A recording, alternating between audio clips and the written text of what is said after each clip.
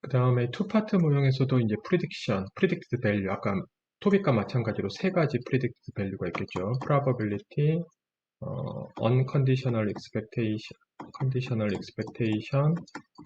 expectation 이 세 가지 값에 대해서 예측값을 계산할 수 있고 X 변수들이 이 세 가지 예측값에 미치는 한계 효과를 계산할 수 있을 것 같습니다. 첫 번째 C 허들 exponential, 그러니까 로그 리니어 모형을 추정하는 거죠. 추정의 다음 같이 두 가지, 세컨 파트가 될 것 같습니다. 세컨 파트에서는 다음 같이 두 가지 예측값을 가령 계산할 수 있습니다. 조건부 기대값, conditional expectation이 되는 거죠. 이제 그러니까 0보다 큰 값을 가질 때 얼마나 그 값을 가지느냐. 운동을 한다고 했을 때 평균적인 운동 시간은 얼마이냐. 그걸 exponential, 보통 우리가 로그 y, 뭐 x 베타 플러스 5창 이런 리그레션 한 다음에 y의 예측값을 계산하고 싶으면 보통 exponential x 베타 hat 요걸 계산하거든요. 근데 이건 정확히 하면 이건 맞는 건 아닙니다. 왜냐하면 로그 노멀인 경우에 expectation 값은 여기다가 플러스 뒤에다가 요만큼을 더해줘야 돼요.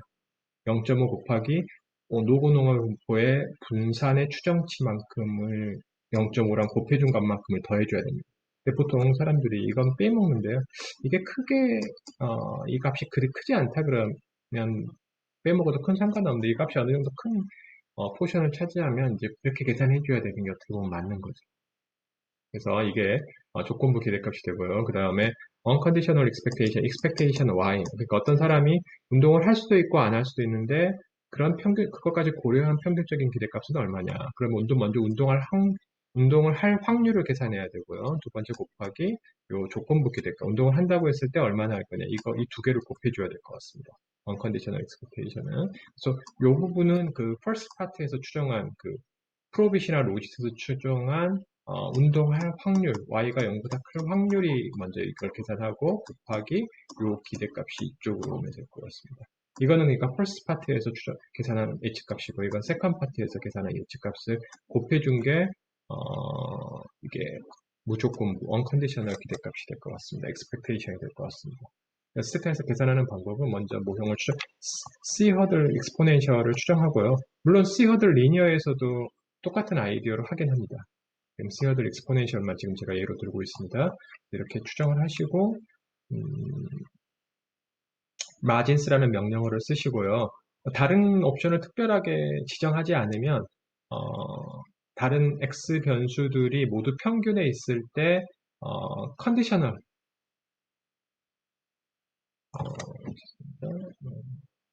이렇게 요게 unconditional expectation이네요.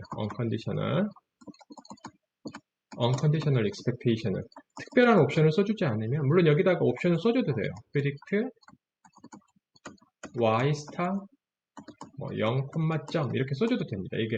요게 이제 unconditional expectation 요걸 써주지 않으면 자동으로 써주지 않으면 unconditional 요걸 추정하거든요. 그러니까 predict 옵션을 뒤에다 써주지 않으면 unconditional expectation을 얘가 계산해 줍니다. 그래서 이건 어떻게 해석하느냐 0.98은 어떤 사람이 운동을 할 수도 있고 안 할 수도 있는데 평균적인 이 데이터에 있는 평균에 있는 X 변수들이 평균에 있다고 가정했을 때 그 사람의 평균적인 운동 시간은 0.98시간이다. 이 사람이 운동을 할 수도 있고 안 할 수도 있다는 것까지 모두 고려했을 때. 그 다음에 프리딕트 옵션을 이렇게 써주면 이 옵션을 이 부분을 써주면 이게 이제 결과적으로 컨디셔널 익스펙테이션이 되는 거죠. 컨디셔널. 그래서 이 옵션을 써주면 무슨 뜻이다? 1.7이라는 거는 이 사람이 운동을 한다고 가정을 했을 때 이 사람의 평균적인 운동 시간은 1.7시간이다. 따라서 당연히 이 조건부 기대값은 무조건부 기대값보다 항상 큰 거죠. 왜냐하면 아까 공식이 이렇게 요 확률만큼을 곱해주는 거기 때문에. 따라서 확률을 확률도 당연히 계산할 수 있겠죠. 확률은 우리 선생님들 잘 아시고 여기 이 부분을 PR로 바꿔주면 될 것 같습니다. 이렇게 PR 0, 점 이렇게 바꿔주면 이제 확률에 대한 예측값이 나오게 될 것 같습니다. 그리고 이제 왜 큰지는 아까 말씀드렸죠. 이 무조건부 기대값에서는 probability 요만큼을 먼저 곱해줘야 된다고 했죠. 확률 곱하기 exponential y 기분 y가 크다. 요거 요만큼을 곱해주기 때문에 이 조건부 기대값보다 항상 작은 값이 나오게 될 것 같습니다. 다음에 오늘 마지막 내용으로서 이 투파트 모형의 좀 더 확장된 버전이라고 보시면 될 것 같고요. 헤크만 셀렉션 모형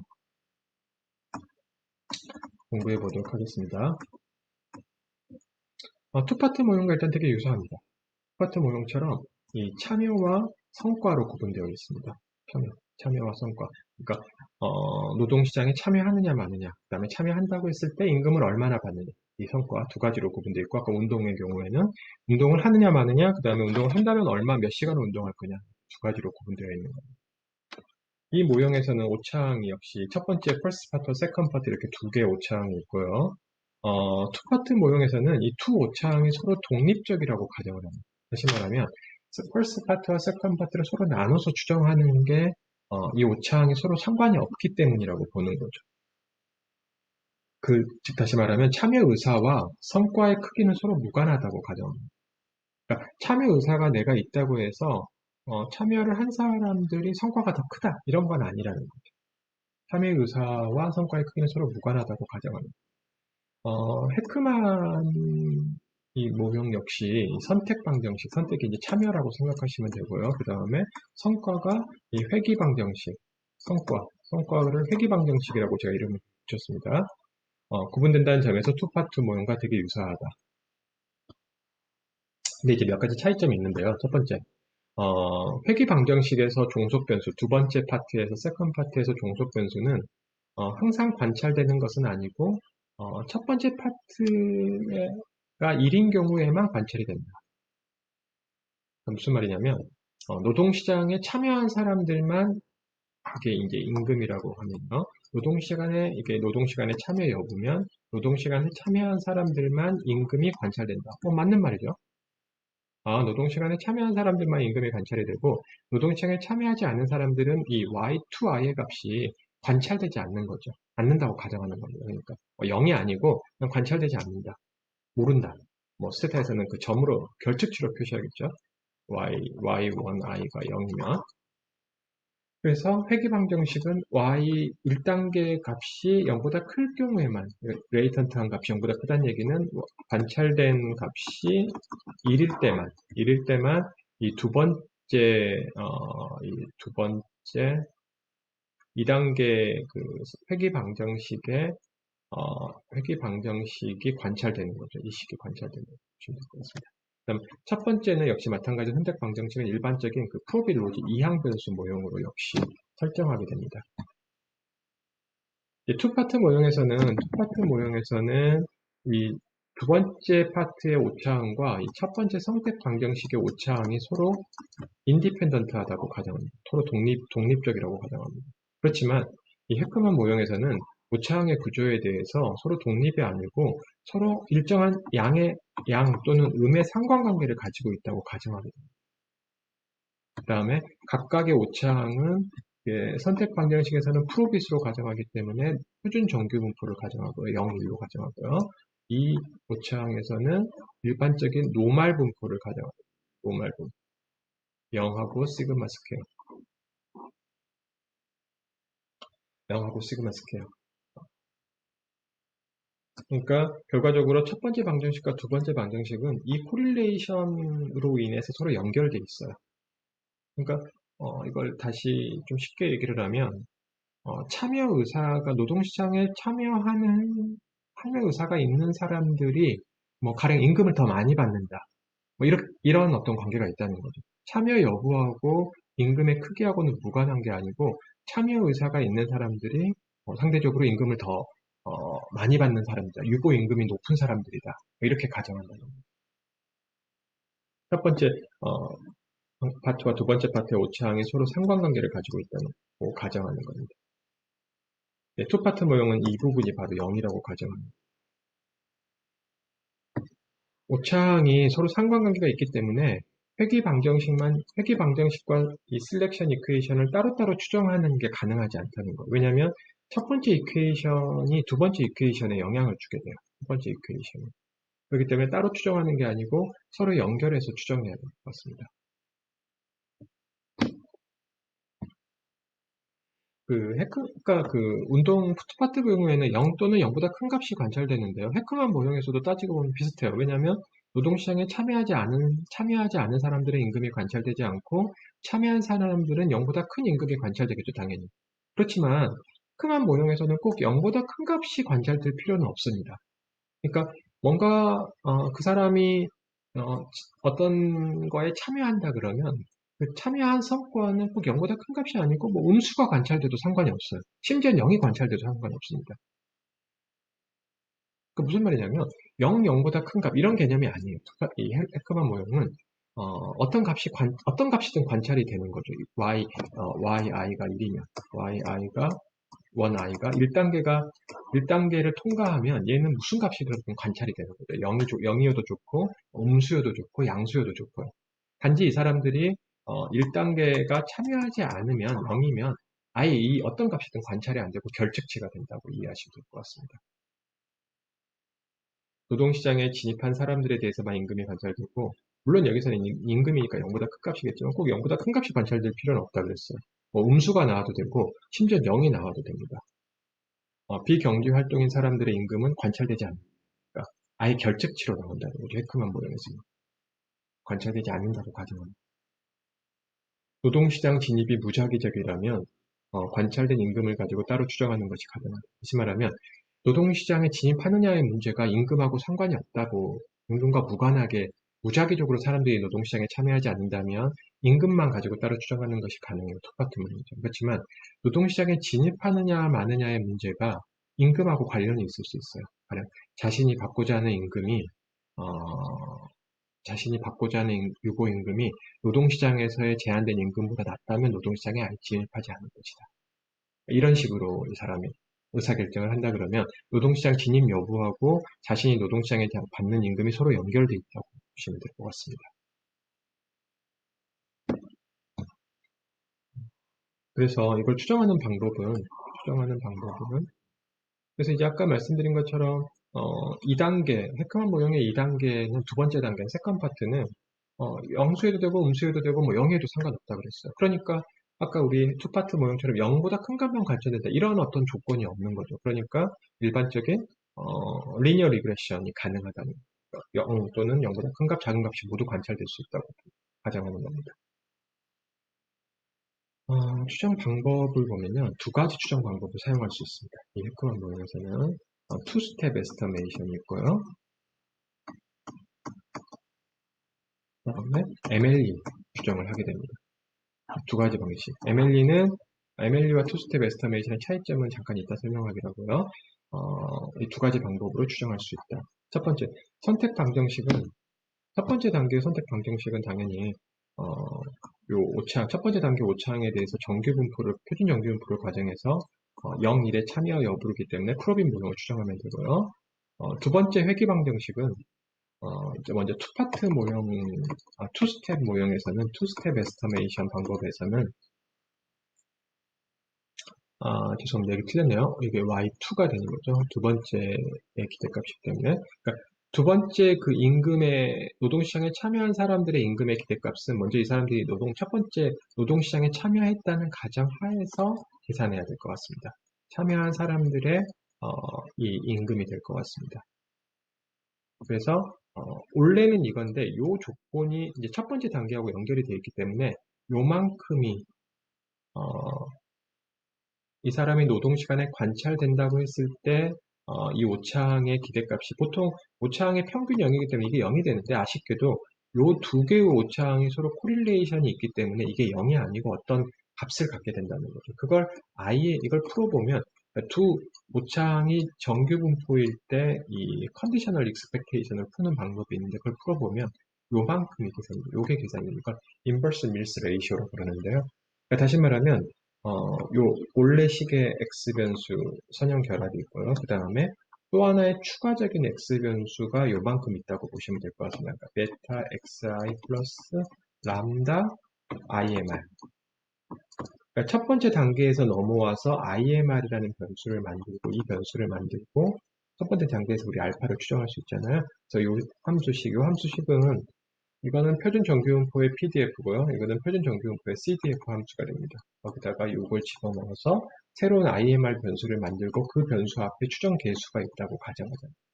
그러니까 요 개수가 0이 아니라면 이 셀렉션 바이어스가 이 부분이 이제 셀렉션 바이어스가 되는데 첫 번째와 두 번째 단계가 서로 연결되어 있다는 것이 통계적으로 유의하다가 될 것 같습니다.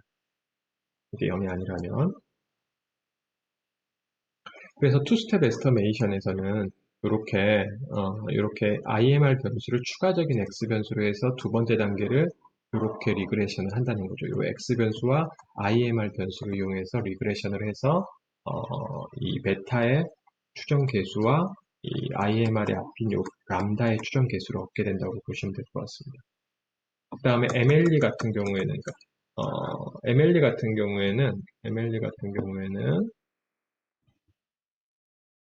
MLE 같은 경우에는 어, 이 U하고 V에 대해서 정규 분포로 가정하고 이런 그 IMR을 사용하지 않아요. IMR을 사용하지 않고 이 두 개가 연결되어 있다는 코릴레이션 로로 연결되어 있다는 걸 이용해서 로그 라이크리드 펑션을 만들게 됩니다. 이 과정은 조금 복잡합니다.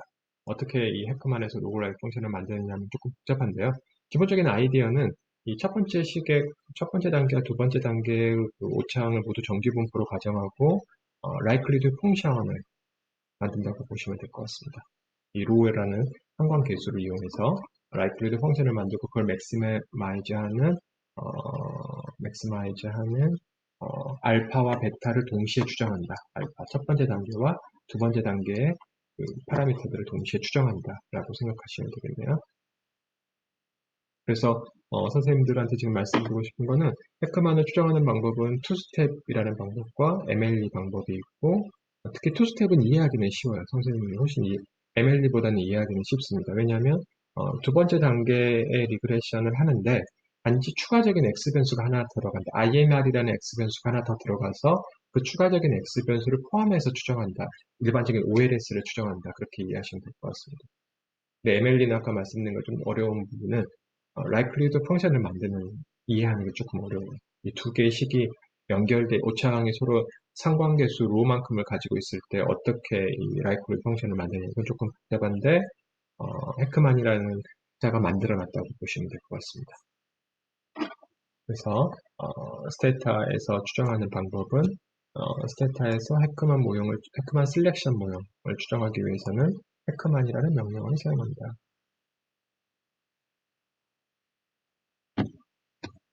그러니까 셀렉션 모형이라는 의미는 그런 뜻이에요. 셀렉션 바이어스가 있다는 겁니다.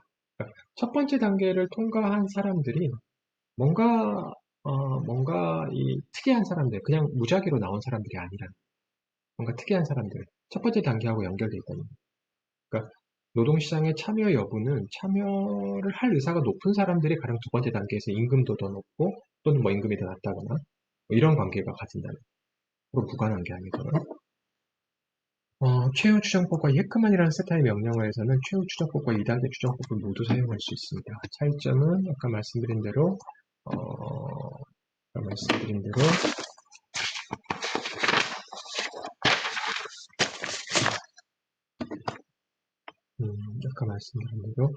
2단계에서 둘 다 정규분포로 가정하면 MLE로 추정하는 거고요. 2단계 오차항 U에 대해서 정규분포를 가정할 필요가 없어요. 정규분포를 가정할 필요가 없는 게 이 2단계 추정 방법입니다. 그러니까 좀 더 오차항의 분포에 대해서 좀 더 완화시킨 게 2단계 추정 방법이라고 보시면 되고 두 개의 오차항을 모두 정규분포로 가정해야 되는 게 최후 추정법이라고 보시면 되겠습니다. 그 다음에 S 데이터를 한번 열어보겠습니다. S 데이터 12-1번.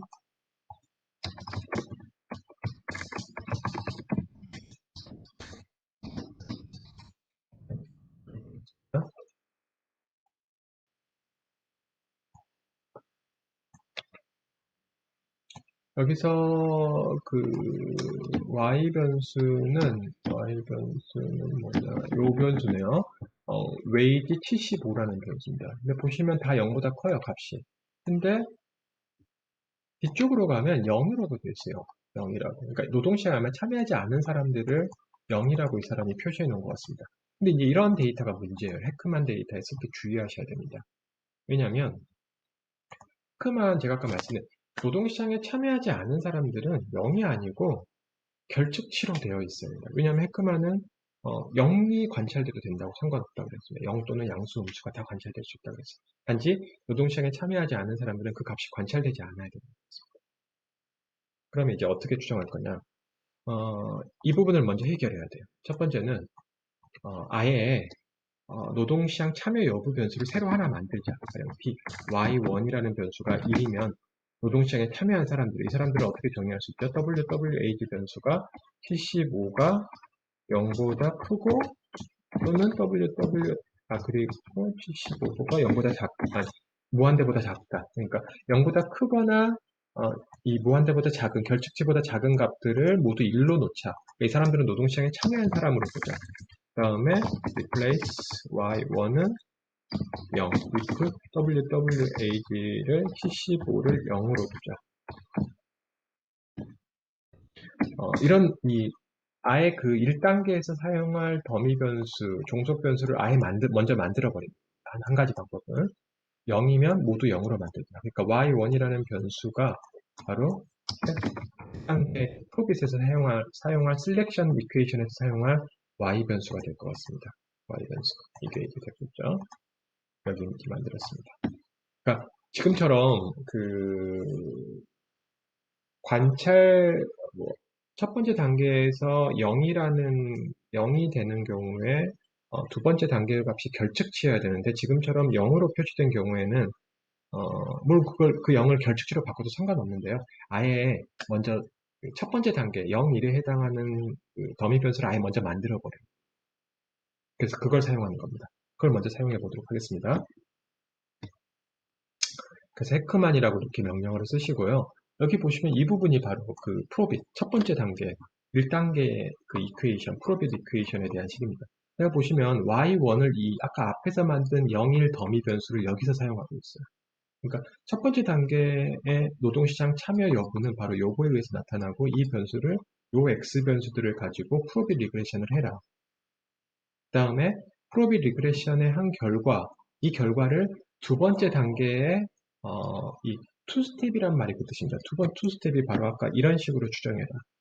IMR 변수를 만들어서 그러니까 요 알파가 바로 여기 알파가 바로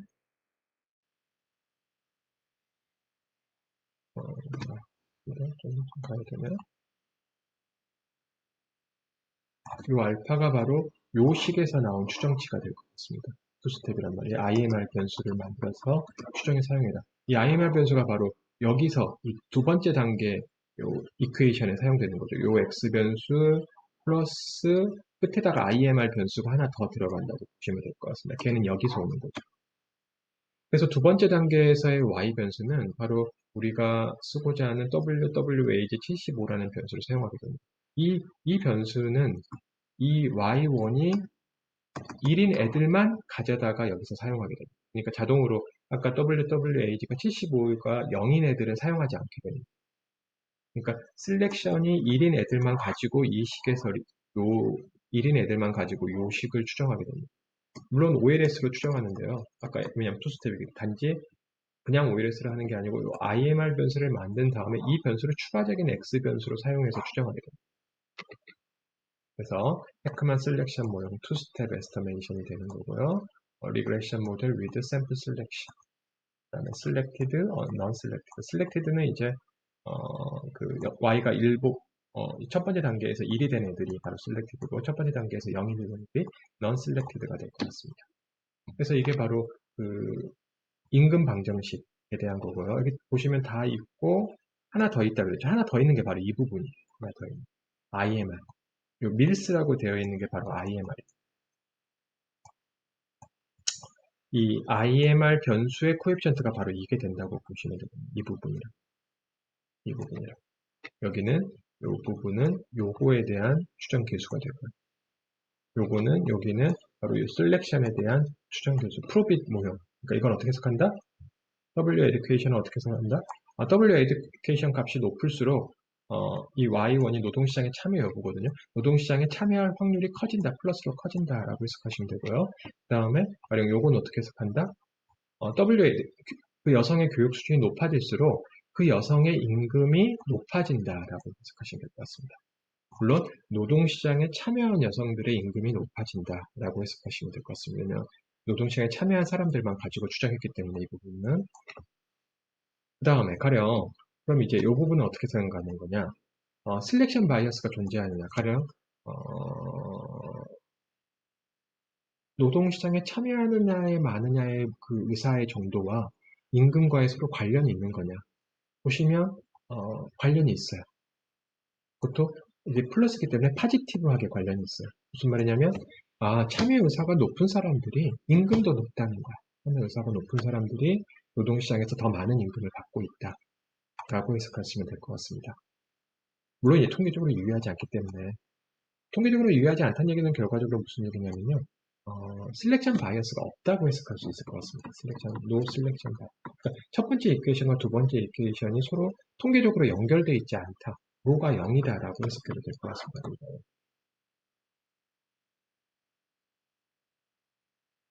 그 다음에 이 로가 바로 첫 번째 방정식과 두 번째 방정식 참여와 성과 이퀘이션이 서로 연결되는 그 오차항의 상관계수의 추정치가 되고요. 시그마는 요거는 그 세컨 파트 두 번째 요 이퀘이션에서 오차항의 분산 추정치가 될 것 같습니다. 표준 편차 추정치가 될 것 같습니다. 이 두 개를 곱하면 이게 돼요. 이 두 개를 곱하면 한번 곱해보세요. 이게 될 거예요. 그러니까 다시 말하면 이 람다 IMR 변수 앞에 있는 코에피션트 람다는 실제로는 시그마 곱하기로 이 두 개의 곱으로 계산이 돼요. 왜냐면 이건 풀어보면 나오는 거라서 왜 이렇게 갑자기 나오느냐는 설명하지 않겠습니다. IMR을 풀어봐야 이게 나오는 거거든요. 자, 이걸 이렇게 두 개를 곱한 값이 실제로는 람다와 같아요. 그래서 이 두 개를 곱하면 이게 나와요. 결과적으로 여기서는 이 결과만 놓고 해석하면 셀렉션 바이어스가 없다는 거예요. 하지만 첫 번째 방정식과 두 번째 방정식을 서로 연결시킬 필요가 없다. 각각 따로따로 추정해도 된다는 얘기를 봤습니다. 투파트 모형처럼. 그 다음에 이 투스텝이라는 옵션을 제외하면요. 자동으로 MLE 추정을 하게 됩니다. MLE 추정을 하게 된다는 겁니다. 그래서 여기 로글라이크 펑션 값이 나옵니다. 앞에서는 로글라이크 펑션 값이 안 나오거든요. MLE 추정이 아니니까. 근데 여기는 MLE 추정이니까 당연히 로글라이크 펑션 값이 나오게 되고 나머지는 다 똑같고요. 여기 나오고 그 다음에 여기 나오고 여기 보시면 이제 람다가 이렇게 나오는 람다가 나오는데 람다는 아까 말 로하고 시그마를 보시는데 좀 여기서는 이제 주의하셔야 될 게 이 로의 값이 로라는 건 상관계수잖아요. 상관계수는 마이너스 1에서 1 사이 값인데 그럼 상관계수가 거의 1이라 다름없어요. 극단적인 값이 나왔어요. 실제로는 이건 추정에 좀 문제가 있는 거예요. 이렇게 이 MLE는 이 컨버전스, 맥시마이즈 된 값을 컨버전스 해가야 되는데 이게 뭔가 컨버전스에 약간 문제가 있는 거예요. 왜냐면 그랬으니까 이 로의 추정치가 극단적인 값이 지금 나오는 거거든요. 로의 추정치가 극단적인 값이 나오니까 이 람다가 되게 큰 값이 나오는 거예요. 그래서 아무래도 이게 좀 문제가 있으니까 제가 봤을 때는 이 결과를 전체적으로 믿기는 어려워요. 어쨌든 뭐 좋습니다. 이게 그런 문제에 대해서는 지금 여기서는 논하지 않고요. 이게 맞다고 치면 상관관계가 되게 큰 거죠. 0.99니까. 그래서 두 이퀘이션, 이오 이퀘이션과 이 이퀘이션이 서로 연결돼 있다. 로가 0이면 연결돼 있지 않다는 뜻이죠. 이 귀무가설은 당연히 기각되겠죠. 왜냐하면 0.99가 엄청나게 크니까. 요 LR 검정은 바로 이 로가 0인지 아닌지에 대한 가설 검정 결과라고 보시면 될 것 같습니다. 로가 0인지 아닌지에 대한 가설 검정. 그래서 선생님들이 여기서는 이게 맞다고 지금은 우리가 해석을 하죠. 우리가 맞게 추정된 결과라고 가정하겠습니다. 이걸 해결하거나 지금 그런 문제들을 이 강의의 목적과 좀 벗어나 있기 때문에 설명하지는 않고요. 선생님들이 다른 데이터로 하면 맞게 나와요. 이 데이터의 어떤 문제라고 보시면 될 것 같습니다. 그래서 로가 0인지 아닌지에 대한 가설 검정. 이게 되게 중요한 가설 검정이겠죠. 왜? 로가 이 귀무가설을 이렇게 기각해야지만 해크만 모형을 추정하는 게 의미가 있다는 거. 만약에 기각하지 않으면 이 로가 0이라는 괴물값을 기억하지 않으면 투파트 모형을 추정해야 되는 뜻이 될 것 같습니다. 또는 토빈 모형을 추정하거나 그런 얘기가 되는 거거든요. 그래서 이게 이제 이렇게 p-밸류가 0.00, 0.05보다 작게 나와야지만 우리가 헬크한 모형을 추정하는 게 의미가 있다라는 얘기가 될 것 같습니다. 당연히 선택 방정식과 회귀 방정식의 설명분수 조합은 서로 다르게 할 수 있어요. 그러니까 여기하고 여기는 서로 다르게 만들 수 있는데 그럼 꼭 다르게 해야 되냐? 이제 그거에 대한 좀 얘기가 좀 길어질 수 있는데요. 간단하게 먼저 말씀을 드리면 exclusion restriction이라는 걸 사용하는 게 좋습니다. exclusion restriction 무슨 말이냐면 이 선택 방정식의 여기 사용하는 x 변수들 중에 x 변수들 중에 적어도 여기에는 없는 게 여기에 있어야 된다. 그러니까 회귀 방정식에 없는 x 변수가 적어도 하나는 이쪽에는 있어야 된다. 이게 exclusion restriction입니다. 그러니까 지금 보시면 여기에는 없는 변수가 바로 이 두 개 변수가 있어요. KL6하고 K618 이 두 개가. 그러니까 지금 이 모형은 exclusion restriction을 만족하는 거예요. 그러니까 가능한 exclusion 리스트를 만족하도록 모형을 specify 하자라는 얘기가 될 것 같습니다. 왜 그렇게 해야 되냐? 그런 얘기는 지금은 하지 않겠습니다. 근데 꼭 그걸 만족해야 되느냐? 그건 아니에요. 즉 같은 변수를 여기서 쓴 변수와 여기서 쓴 변수를 같은 조합을 써도 상관은 없습니다. 근데 만약에 같은 변수를 쓰는 게 상관은 없지만 같은 변수를 쓰게 되면 이 셀렉션 바이어스 람다가 유의하지 않게 나올 가능성이 커요. 아까 여기처럼 여기 지금 유의하지 여기는 유의하게 않게 나왔는데 람다가 유의하지 않게 나올 가능성이 같은 x 변수들의 조합을 사용한다면 람다가 유의하지 않게 나올 가능성이 커집니다. 그래서 만약에 셀렉션 바이어스가 있다고 자꾸 말하고 싶은데 논문에서 자꾸 안 되게 자꾸 없다고 자꾸 나오는 거예요. 그러면 좀 논문이 진행이 안 되잖아요. 그런 이유 중에 하나를 exclusion restriction에서 찾을 수도 있습니다. 왜 exclusion restriction이 필요하냐? 그런 얘기는 제가 지금 하고 있지는 않아요. 근데 아마 책에 어디에 나와 있을 거예요. 네, 나와 있고요. 마지막으로 한 가지만 더 말씀드리고 이번 강의 끝내겠는데 셀렉션 옵션에서 아까 여기서 제가 y1 새로 만든 y1 변수를 여기다 이렇게 equal to씩 썼거든요. 쓰지 않아도 돼요. 다시 말하면 이 변수를 선생님들의 아예 제가 아까 노동시장에 참여하지 않은 사람들과 안 한 사람들의 그 y 변수 값은 결측치로 만들어져 있어야 된다고 했어요. 근데 이 데이터에서는 결측치가 아니고 0의 값을 갖고 있었기 때문에 0으로 갖고 있는 애들을 모두 결측치로 내가 바꿔버린 거예요.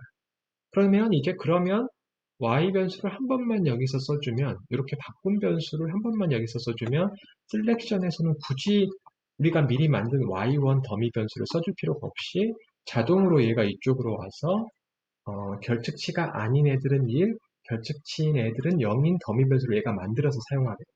그러니까 여기서 그러니까 이렇게 먼저 결측치로 만들어 버리면 이 변수를 여기서도 얘가 자동으로 사용하기 때문에 굳이 y1이라는 변수를 여기서 다시 한번 사용할 필요가 없다는 거죠. 앞에서는 사용했거든요. 그 이유가 뭐냐면 w 웨이지 변수가 노동시장에 참여하지 않는 애들이 0으로 되어 있었기 때문에 이렇게 써 있었죠. 이걸 쓰지 않아도 될 것 같습니다. 이런 식으로 추정해도 똑같은 결과가 나옵니다. 뒤에 내용이 있는데요. 시간 관계상 제가 하지는 않고 여기까지만 하고 1번, 7번째 강의 마치도록 하겠습니다. 감사합니다.